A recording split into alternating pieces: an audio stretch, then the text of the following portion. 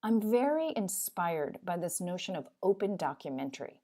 And so what that means is that rather than me thinking of myself as an auteur director, what I'm doing is I'm convening a space through this interactive platform where multiple expertise can come into play. And when you can listen to somebody's story and really listen to them, it's a lot harder to feel divided. It's a lot harder to, maybe even hate somebody.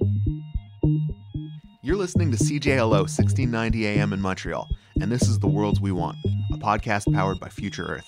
I'm Cheryl Gladue. I'm Joel Ojic, and it's January 31st. This is episode 4.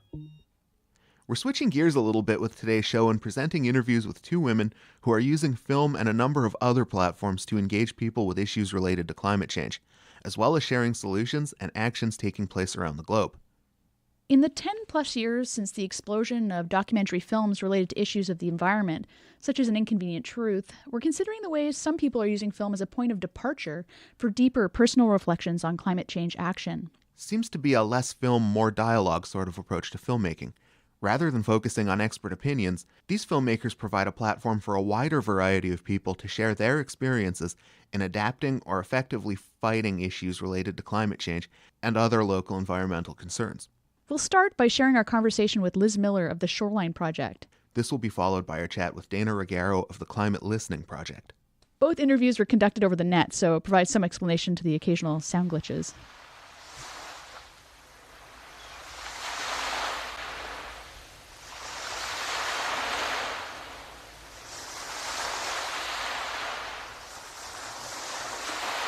So my name is Liz Miller, and I am a professor at Concordia University in Communication Studies. I'm also a documentary maker, and I say maker rather than filmmaker because I work across platforms. So I do regular documentaries, but also interactive documentaries, and kind of by any means necessary. So whatever media fits the project. And when I talk about media and how I use media, I always think of the position of, or the role of media to mediate new relations or mediate new awareness. So I think of like, how does media instigate interactions, engagements, and reaching publics and getting them involved in new ways. So when I think about media, I'm interested in the active verb of mediation. So with that, do you think you would be able to tell us a little bit about the Shoreline Project in particular? So the Shoreline Project actually originated through an article that I read in the New Yorker. And it was about a couple who was suing their local government on a barrier island because the local government wanted to build sand dunes. And it struck me how political the shoreline is. Like, people have all these different agendas. And so that was sort of a core article that got me interested in the shoreline as kind of a keystone. Apparently, like 70% of the world live within 35 kilometers of a shoreline. So we all have investments. And yet they're really different kinds of investments. Like the reason that this couple was suing their local government is because they felt that by building sand dunes that would protect the community against incoming storms, they felt that this would devalue their property and that they would lose a view to the to the coast. And so there's all these vying different relationships to the shoreline. And so then I began to think about the shoreline as both subject, like what kinds of issues are playing out on our shorelines. I began to think of the shoreline as a story device. How could I tell a global story in one kind of environment? So I kind of imagined this fictional shoreline that connected all these people. And then I was also thinking about the shoreline as a method. And so the shore is a kind of boundary breaking device. Like, it defies ideas of nation state or local communities. The shore is awe-inspiring, it's disruptive, and it moves across and through traditional boundaries. And so all of those things went into play when I thought about the shoreline. it seems to be a very collaborative project, and I'm just wondering what it's like as a creator to collaborate with other people in creating. So the project that I was working on before I began the Shoreline was called Hands On. And I was working with a network of women television and radio producers around the world. And we wanted to make a film that was that drew on the expertise of filmmakers from diverse places and that looked at climate change from diverse positions. And so my role as a collaborating director and as the executive producer was just to cast a story so that each continent told a different dimension of climate change. And one of the principles of that initiative, which is called Hands On Women, Climate, and Change, was to try to address the story of climate change from a kind of proactive storytelling. So, like, rather than how devastating things are around the world when we think of climate change, we were looking at how are people responding.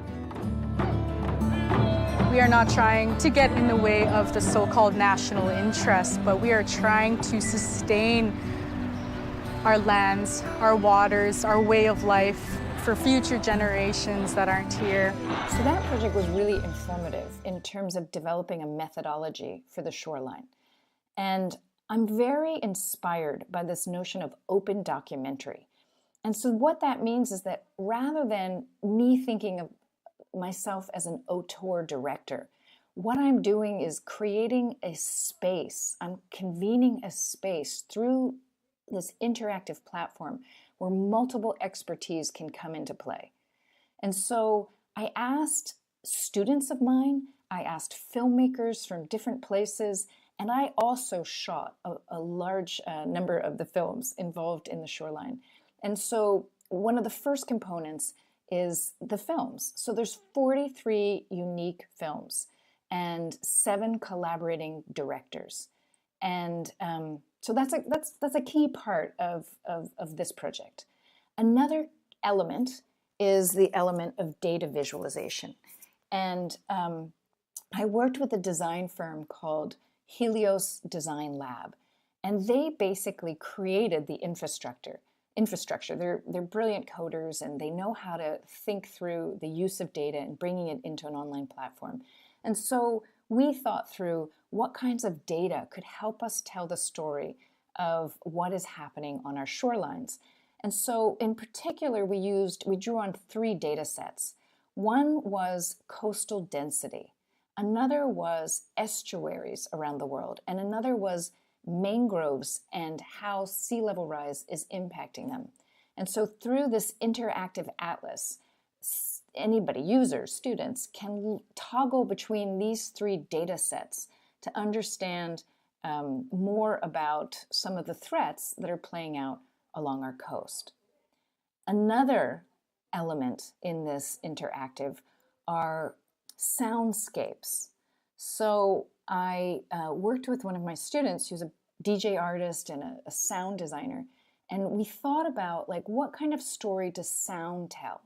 And so she designed 6 unique soundscapes that accompany each one of our chapters. And when I say chapters, basically we imagined this as, we call it a storybook for the future. And so as an interactive of a collection of 43 films, we've divided the films into 6 discrete chapters. And so you open up on this coastal tableau, you open up a chapter and you get 6 video stories. And so when you open up the chapter, you hear this coastal soundscape. And the coastal soundscape is meant to kind of take you to this place and make you think about the thematic of the chapter. So for example, in Manufactured Shores, which is one of our chapters, you hear not like a beautiful coastal soundscape. What you hear is the tension between industry and the natural sounds that are playing out along our coasts. One of the elements you had talked about in one of the papers you had recommended that we look into was the idea of the committed documentary, and the notion that you'd been working with students for a long time, and when they viewed perhaps some of these more well-known documentaries, I could imagine something like An Inconvenient Truth or The 11th Hour, that it was kind of a demoralizing experience. And how is the Shoreline Project or projects like Hands On, how are they moving towards this push to action or a feeling of engagement on the part of the audience? So I teach a class in media and the environment, and it's heavy for all of us. To learn about some of the conditions of our environment, of what's happening in terms of climate change. And the shore is a provocative place because there's so many issues playing out along our global coasts. There's unchecked development. There is the pollution, ocean acidification. There's multiple threats to our oceans, to our atmosphere, and along our global coasts. And, when I'm teaching about these issues in a classroom through the lens of communication, very often students will ask me, well, okay, this is all good and well, but what can we do? And so that was a sort of premise of this initiative, was to think of storytelling not simply to inform publics, but to try to engage publics. And one of the ways that I've learned as a communicator, deeply invested in this issue, is that information alone is not enough, and that people are increasingly responding to positive solutions. So we wanted to build this project around hands-on, doable solutions, things that can inspire other people around the world. And I'll just give you a concrete example. So, for example, there's an architect in Bangladesh. When I was a child, because of the monsoon rain, we got a lot of water from the upstream, and schools were closed throughout the monsoon season for months. And I was lucky that our family had a family boat that helped me to go to school at the time. But many of my friends and our relatives, they couldn't go to school during the monsoon season. So he designed these solar-powered boats that are floating schools and floating libraries, which is a kind of a deeply local, a very resourceful response to floods. The idea was to bring the school at the doorsteps of the children. I thought if the children cannot come to school for lack of proper transportation, then the school should go to them by boat. That's how actually the floating school started. And this is the kind of story that we were interested in, because not only is it about the unique experience and engagement of one person, but the way that this architect engaged local knowledge was really appealing to us. So we were looking for that kind of a story that says things are difficult, but people are coming together and responding in really innovative ways. And likewise, we wanted to engage far out ideas, that aren't perhaps so organized. Like, for example, we have a sand artist who goes out onto his coast in New Zealand on Sundays and draws these absolutely exquisite etchings in the sand that at the end, that as soon as high tide come in, wash them away. But people convene around this artist and they meet on this dock. And it's a kind of iterative and spontaneous, kind of maybe more guerrilla activity, meaning that there isn't a particular mandate or mission, but still this artist is convening people on the coastlines to think about the temporalities of our environment and the temporalities of the coast. You had mentioned being able to create a space, and I think you've done that very well for a lot of people we otherwise would never hear from. And I wanted to ask, do you think as technology goes further and further in the way it's going, will it be easier to make those kind of spaces for people who are maybe from developing countries or who we otherwise would never hear anything about, like, say, the women collective community or youth activists? I think we have so much potential with evolving technologies to think of media as increasingly a conversation, rather than the old form of media that was really, in a sense, often one way, like a documentary maker would go out, make a film, and then share it with publics. I think that new media is facilitating more possibilities for collaboration, and more possibilities for multiple authorship, for what we're calling polyvocality, where one piece can embody many voices, and that facilitates a kind of first-person storytelling, where it's like the person living the experience gets to be the director and the author of a piece. But I also think that new technologies create just as many obstacles as they do opportunities. And one of the reasons it can be an obstacle is if we have this sort of euphoric view of technology, that it's only facilitating. I know that even with the Shoreline Project, there will be many remote communities that are not connected. And so I feel like, as a director, as a documentary maker, deeply invested in access and engagement, what I really need to be thinking about, and what many of us need to be thinking about, is cross platforms. So how can one project communicate in many ways and across different platforms? So for example, in Panama, we have these beautiful profiles, and I was recently trying to get this project to the community in Panama that were a big part of this project. And they don't, in the classrooms, they don't have continuous broadband. They don't have continuous networked abilities. So I was really thinking through, like, I can't just expect that they're gonna engage with this project on my terms. I have to think about, if they were co-creators in this process, how can I share this project with them in a way that works? So it's really thinking about using multiple different methods. So in this case, I put all the videos onto a USB and sent it down, and I'm going to see, is it working in their classrooms? I printed out all of the PDFs that we designed for teachers to be able to download easily. I translated them into Spanish. So we really have to be thinking, if a documentary director cares about access, you really also have to be thinking cross-platform. In political science, some of the stuff that we're having a conversation about is the effects that new media have on forming these kind of ideological bubbles in via different platforms, and how communities online aren't necessarily talking amongst themselves or between themselves, but rather kind of internally, and kind of maintaining the same kind of ideology, not really contesting each other's positions and whatnot. And we're seeing this as a problem, especially in issues of environmental change and climate change. So I was wondering, how do you think that your project might appeal to people kind of independent of political persuasions and within the wider conversation of climate change and action and whatnot? One of the biggest challenges that we have these days in our media sphere is what I'll call narrow casting.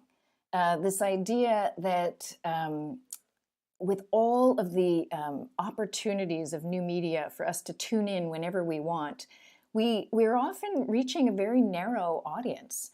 And it's not intentional. Very often we want to be reaching across differences. We want to be reaching a broader audience. We want to be reaching accidental audiences, the non-converted. And, another issue is these bubbles, these communication bubbles where, I'm only listening to the kind of media that I want to hear, and which is restricting my access to people with different opinions and my ability to debate and to dialogue and to understand different perspectives. So this is a huge issue when we talk about climate literacy. And I think a key issue in climate literacy is learning how to work together and learning how to work across differences. One of the things that we're learning is that in dire circumstances, it doesn't matter if you're right or wrong. It matters if you know what to do in an emergency circumstance. And that means knowing how to work with people who are really different than you. And so one of the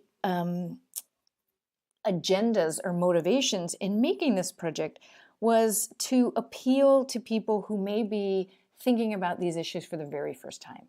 And so we had to be kind of thoughtful and careful about the kinds of stories we were casting. as I mentioned before, we wanted them to be hope-based. We wanted them to be proactive. But we also wanted to appeal to a wide variety of people, from young people to scientists to teachers to artists, so that somebody who was experienced might capture something, but also somebody who was a first timer to this project might capture something. But I think that dialogue, I think that the real value of this project is not the information that it's imparting, because these videos are very short. They're 2 to 5 minutes. In a sense, they're almost superficial. But what I see them as a catalyst for a larger conversation. So I think the real benefit or potential of this project is using it to convene. So, for example, an ideal scenario of how to use this project would be to show a couple films and then to invite people live in a room with different positions to be able to talk and discuss and debate. And that's where I think I turn to that notion of mediation, because these films are short. They're sort of more prompts or invitations than they are anything concrete in terms of like imparting knowledge on a complicated issue. So I'm just wondering, have you gotten any feedback from people using the platform in a way that you thought is interesting, or has anybody in using the platform in this way, to open up a dialogue with a broader audience, has anybody come to you and shared with you something you weren't expecting in terms of the outcomes? We have a lot of work to try to understand and maybe even measure how this is being used in community centers versus classrooms. I informally have been so far speaking with teachers who have been using it and in their classrooms. And so I've been reaching out to teachers in an elementary level. I've been reaching out to teachers and also at the educators at the university level. And I've also used it myself. So I used it in my own classroom. And so I have this kind of lived experience, very personalized, of how people are using and responding to the project. What I've heard in elementary classes is that young people are just enjoying the sort of immersive quality of the project and the short videos and the sort of playfulness of being able to turn the video and see the map of the place and try out the sea level slider. And so the immersive nature of being able to engage around a media and the map has been of interest. With my own students in a video production class, they talked about how they really liked the comparative aspect of it.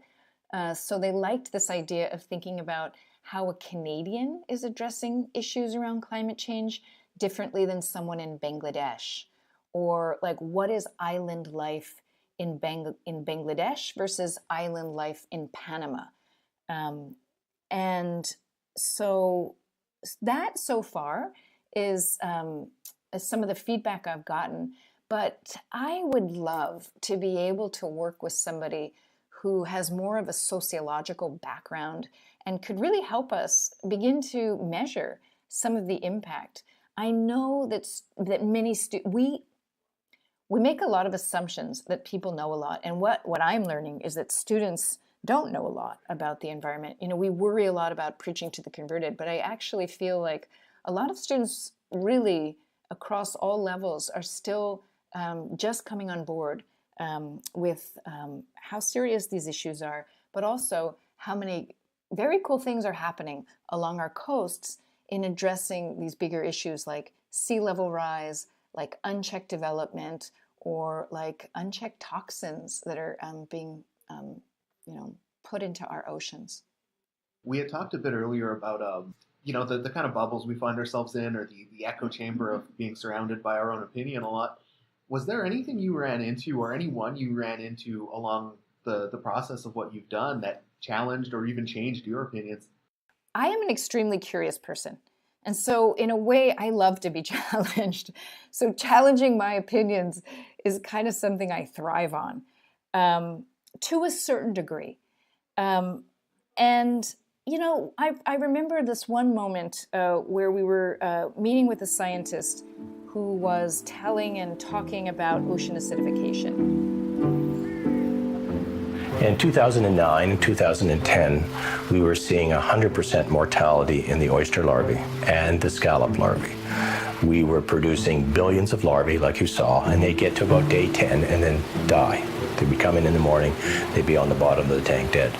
And we tried many different things. Were we overfeeding them? Were the quality of the eggs good? Were the quality of the eggs, could we make it better? All the things that farmers do to try and modify and improve survival. And then it became very apparent that the seawater we were pumping in was very low in pH. So the question is, what is causing ocean acidification? And really thinking through, genetic modifications, and what is the role of science in our future? If that had been, say, changed over a century, maybe the animal could breed a resistant strain. But if it's happening in time frame of years, the animal can't cope.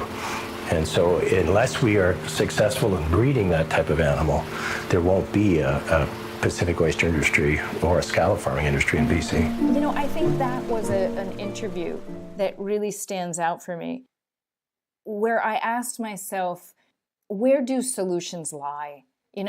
Are they going to be instigated by humans in this sort of hands-on approach, or are we going to be increasingly thinking through kind of larger technical scientific solutions? And I don't want to be naive about where solutions come from, but I know that I kind of tend towards the idea that a lot of the hardest work that we have to do is with each other, and that we can get hype. We can lose the perspective sometimes through the glimmer and glitz of larger, bigger solutions. So I think that as I was working on this project, it really made me think deeply about what is a solution anyway. And are they scientific? Are they human-led? How do we find that balance? And for me, these are deeply ethical issues. So one of the things that I'm really drawn to in the field of documentary is the constant engagement with ethics, both in the nature of storytelling, of like whose story am I telling, on whose terms. What are the issues they bring? What are the power dynamics in the knowledge that we're bringing out? So there's a whole realm of kind of ethical issues around representation, but also about knowledge production. And it's kind of what I love about this field, but it can also keep you up at night. Liz, I have another question that relates to a show we had. It was our second show. We talked about transdisciplinary research and how that's kind of been an emerging paradigm in across disciplines naturally, and how the difficulties of undertaking transdisciplinary research. We had Dr. Johann Jäger from the Department of Geography at Concordia come to talk to us about his research, how he's written about transdisciplinarity, and how higher institutions actually tend to have incentive structures that stifle transdisciplinary research. And one of the things that stuck out to me, and perhaps you can enlighten me on this, is that your research project has kind of like an alternative research output, if I can put it that way. It's not being in the political science department. I'm used to professors usually, getting a research grant, either hosting a workshop, conference, or publishing papers and books. So I'm wondering whether or not you could talk about your experience as a researcher in developing this project, and how for you it might be meaningful, challenging, and so on, undertaking such a project. I think so many of us understand the benefits, the potential benefits of transdisciplinary research, but how do you actually go about doing it is a whole other issue. Engineers think in a certain way, that may be like, I need to solve a problem. Filmmakers think in another way, which is, I need to observe and spend time and be in an environment. And so one of the biggest challenges of transdisciplinary research is like sharing the common language of different methods and the values attached to those methods. We have values that are sometimes explicit and sometimes implicit, that we actually only through a process of like shared discovery can we kind of figure those things out. And so I feel like one of the most important things in transdisciplinary research is starting small, trying out pilots that can fail, that can go nowhere, but that give us that kind of testing ground to figure out how to start from a position of shared values. Because if you start from a position of shared values and shared interests, then I think the method part can accompany that. In making an interactive documentary, I worked with 43 different people who were initiating beautiful and interesting projects around the world. So it really meant often working outside of my own realm of comfort in many ways. So for one, if I am working with a maker, another documentary maker from another country, they may have a whole different approach to what storytelling is, or what truth is, or what authenticity is. So that's just some of the dilemmas of working across culture, but even within the same field. So likewise, if I'm working with somebody who has a data set, and I'm thinking about that data set and its visual and storytelling potential, but that scientist is thinking about it from a whole different angle, the most important thing is to try to discuss and understand all of those different stakes that we have in our research and in our issues, and try to respect that, but also kind of move beyond our own personal stakes and really kind of figure out what's the shared endeavor that could bring all of this together.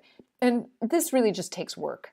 I feel that there's no shortcuts when you're engaging in transdisciplinary research. It takes trust, it takes time, and it takes letting go sometimes of some of the ways we thought the research would go. It means embracing failure, embracing discomfort, and taking a lot of risks.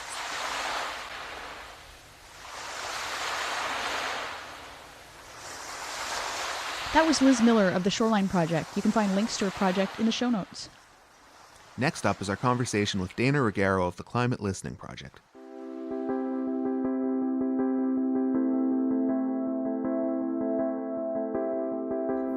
Well, I'm Dayna Reggero, and I have been doing the Climate Listening Project for about 4 years now, and I partner with organizations to follow the stories around climate change, the human stories.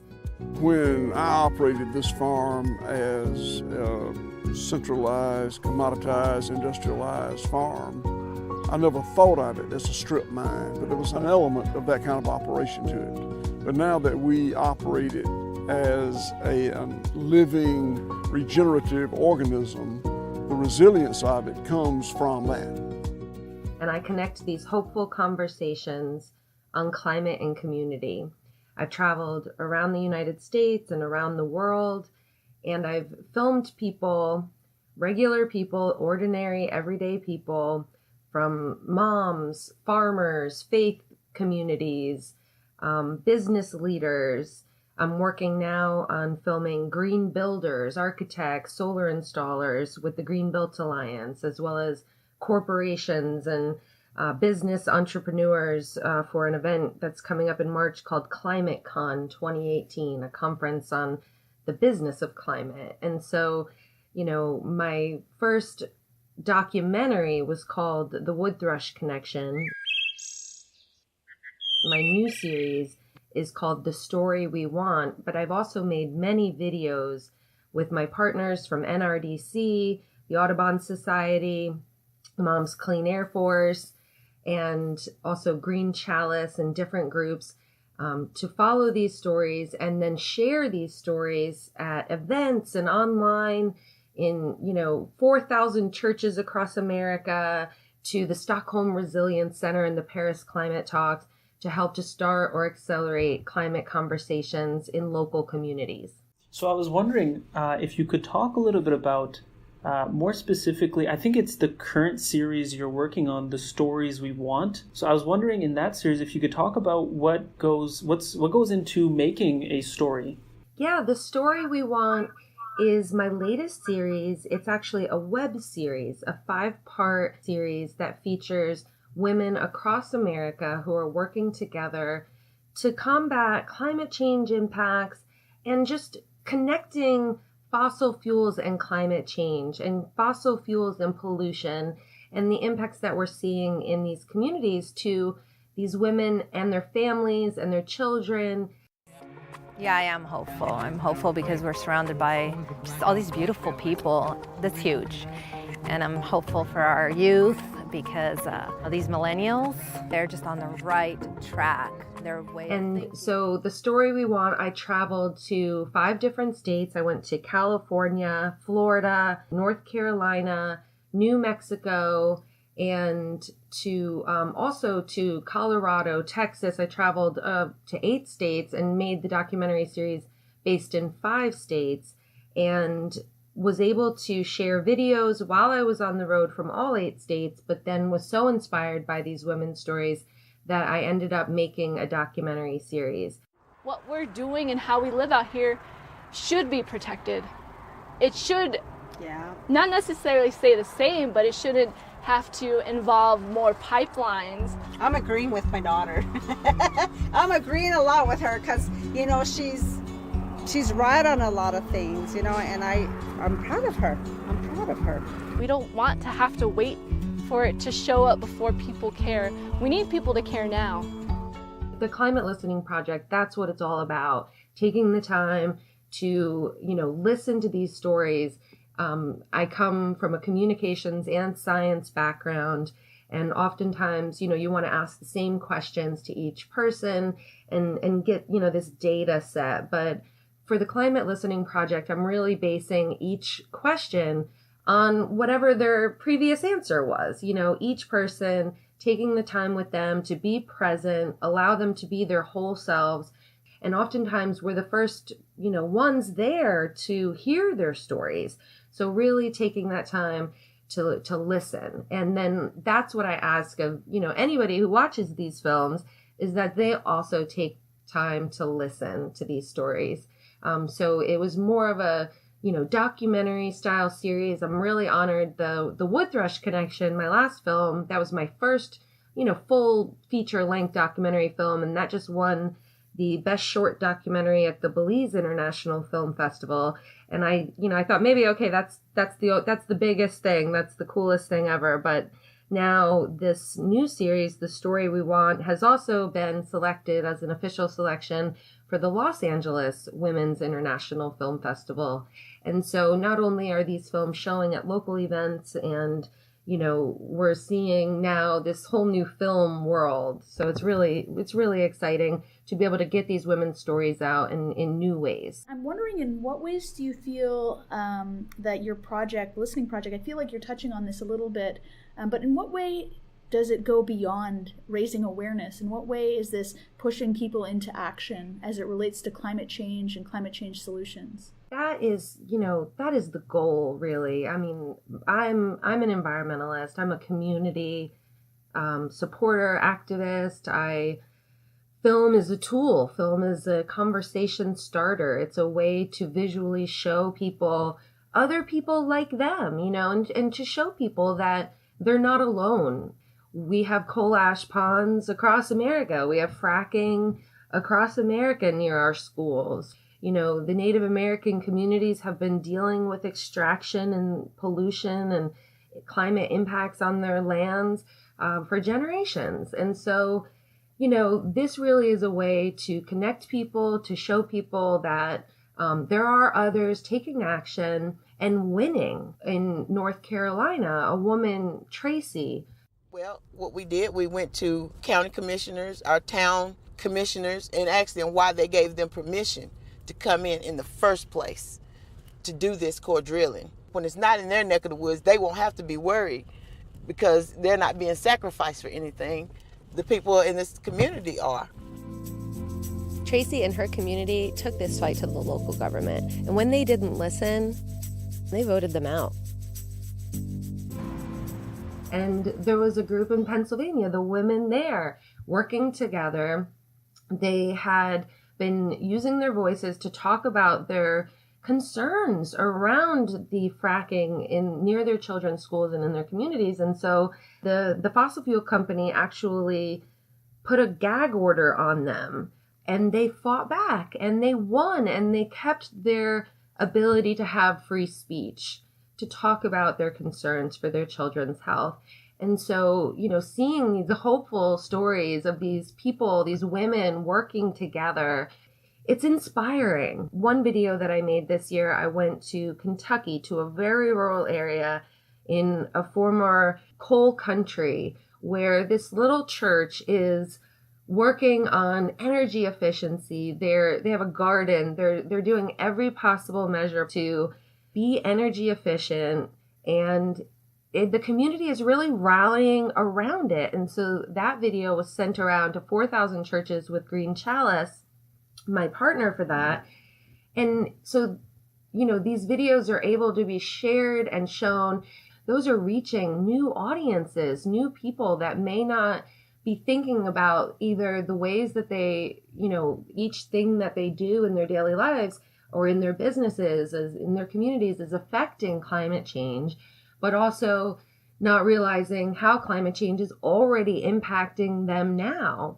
And so these stories are a great way to show that and to connect people. And so through the Climate Listening Project, the Story We Want series, especially, you have women who, they work in real estate, they're teachers, they're professionals in this way or that way, they're stay-at-home moms, they're everybody, they're you, they're me, but they're working together. And so the Climate Listening Project, in this new style of, not having barriers between us and the information sharing, is that all these videos are available for free online. All my films are available for free online. People can show them at events in their communities. They're shown at colleges and universities. They are, shown by partners at different local events, and they can be used to start these conversations in local communities. They're also available on Facebook, on the Climate Listening Project page, and also on my partners' pages. And they're shared on over 120 websites, just trying to get these stories out there. And it's not always me. It's sometimes the women or the individuals that I've interviewed that get a chance to share their stories further. So it's a really, film is a great way, visual storytelling is a great way to see these people, and to know you're not alone. And also you're not alone in the ability to take action around the things that connect us. Because, I've interviewed Republicans, I've interviewed farmers, everybody, is connected by the things that we love and the things that we need. And when you can listen to somebody's story and really listen to them, it's a lot harder to feel divided. It's a lot harder to, maybe even hate somebody, when you've actually heard their story. So it's just, it's a way to inspire people and to bring people together. But the last tour with Mom's Clean Air Force for The Story We Want, that was a harsh reality check. And, I've been working in this kind of field for about 20 years now almost. And I did not realize the extent of the, extraction, the fracking, the, coal, the development out there. Every day now, there's more and more development, and it all takes water to process all these different natural resources. The water is being used for oil and fracking, and we can't farm anymore because we don't have access to water. There's a lot of health impacts right now. There's a high rate of cancer, lung cancer, kidney cancer, from the toxics that's in the air. Our struggle in Native America today is to fight for our survival, which is based on the earth. I did not realize the extent. And so it really opens your eyes up, and it really makes you, this concern for these people and this care for these people. And so, I'm driven not just like to get the films out there, but to get these stories out there and to help these people, if I can. I just wanted to ask, do you find that having a background in both communications and science makes you capable of doing more than just one or the other? Is that something that's missing in those domains? You know, I studied communications for my undergrad, and I, for 10 years, was in front of the camera, and I would take animals on television and talk about, you know, endangered species around the world. I was on TV with tigers and monkeys and snakes and all kinds of things. And then I kind of transitioned from there into bringing the new latest green products and even wind turbines and all kinds of things on TV. And that media at that time, in the in the 2000s, that's what that was. And so I would work with local newspapers or go on local television. I worked with Animal Planet and the Food Network, you know, some cable channels and things. You know, I helped coordinate the first vegan cupcake wars. You know, I just ran all kinds of random things. But, you know, I decided to go back to school and get my master's in applied science and to really study environmental law and environmental policy. And I got a chance to study at the University of Denver, who has an amazing environmental law program and applied science program. And I was in class, not with people like me who were, you know, environmentalists or activists. These people were engineers or lawyers or business people who saw the transition and almost needed to learn these new things for their jobs and or for the future growing clean energy economy or a green economy. You know, and so I got a chance to sort of talk with people that I hadn't really had an opportunity to talk with before. And that's really when I started realizing, you know, that I need to do a lot more listening and a lot less talking. And so I started getting behind the camera. I remember the first person that I put in front of my camera was Bill McKibben, the founder of 350. And I just said, talk. I had no idea what I was doing. The sound was horrible. The visual quality was horrible. And there was one up, I think, you know, on treehugger.com, and we had a lot of fun with it. But, you know, I just kind of went from there and really wanted to connect the science, the stories, and show that these people, whether they're environmentalists, they're scientists, they're faith leaders, they're, you know, whoever we are, that we all are connected in these different ways. And so through the Climate Listening Project, I try to weave the science with the stories. You mentioned really just a whole lot of organizations and individuals and communities and whatnot. And, you know, this whole idea of collaboration, I really think stands out in the work that you do for the Climate Listening Project. How do you undertake collaboration in each story, for instance? Could you walk us through an example? I have been very lucky since starting the Climate Listening Project that folks call me. So I started the project with my first sponsor. I made a video.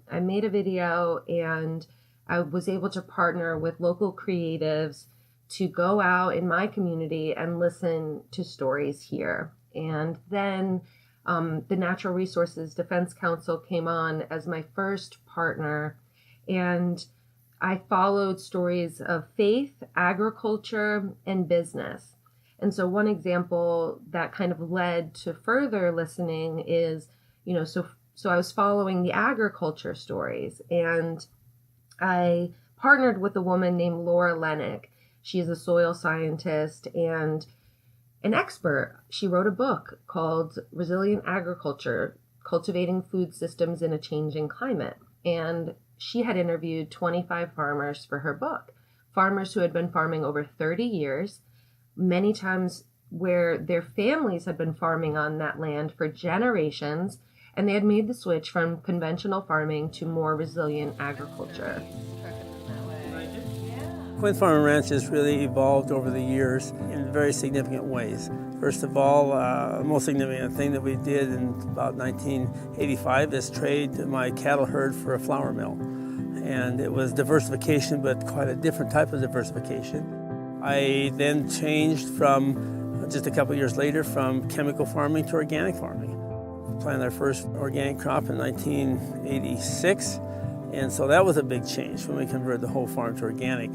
Then I spent probably 25 years trying to figure out the best ways of maximizing organic production systems so that they would be sustainable and reproducible. I went out to follow up on who she had already listened to, and we traveled and listened to these farmers who are, seeing the efforts that they are taking and the risks that they are taking paying off in big ways. They have, healthier soil, less emissions, the diversity of their crops or their animals in their agriculture, seeing success from that, seeing success from different items going to market, from, grass-fed beef or free-range chickens or organic vegetables, seeing the value of those things. And so I partnered with her, and then we also partnered to go to colleges and universities. So we went to Wake Forest University. She took the stories and shared them at the Stockholm Resilience Center. Our films showed at the Paris Climate Talks. So I kind of work with those collaborators to find who to talk with, who to listen to. And so Moms Clean Air Force, they have over 1 million members, 1 million moms working together. So they were able to help me find and to go out to these states and go into these communities and find the moms that are working together and listen to their stories. So each one is always different. For the Wood Thrush Connection, I partnered with the National Audubon Society and traveled through to follow their partnership with the Smithsonian Migratory Bird Center, the Belize Audubon Society, the International Audubon Alliances Program, to follow a bird that was connecting people around the world. This bird is loved on the East Coast of North America. So the wood thrush is a small robin-shaped bird, American robin-shaped bird. The thrushes in particular to me are just kind of iconically bird. Like if you ask a kid to draw a bird, they usually draw a thrush, right? Like that image. It's brown and has a perky little tail. And these big dots, brown dots all over, has a little white eye ring. This bird is very sharp. The colors are very sharp. Well, it's a beautiful bird because it's beautifully proportioned. It has very white breast with the spots, a striking rufous brown color on the back. To me, if they're in the right light, they do look very red to me, like a rusty red. Rusty red, yeah. Yeah. They're definitely beautiful creatures. They've got a lot of personality. They're charismatic. They're cool.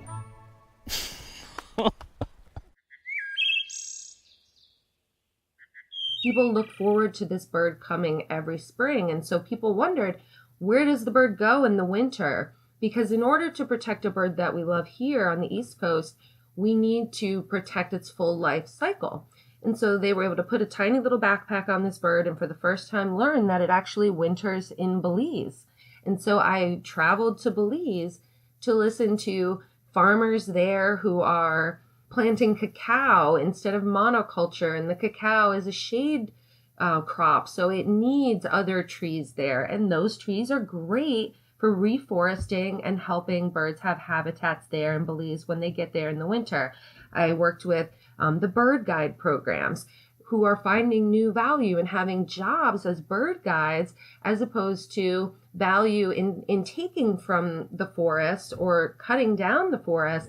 You're seeing value in leaving the forest there, not only for those things, but for ecotourism. And so there's a, kind of when you start to follow a story, you find that there are so many people who you wouldn't expect that are doing these things, that are building a resilient future, that are already taking action in so many ways. And they're people like us, and they're so inspiring. And I joke, I say it all the time, that I fall in love with everybody that I listen to. That was Dayna Reggero of the Climate Listening Project. You can find links to her projects in the show notes.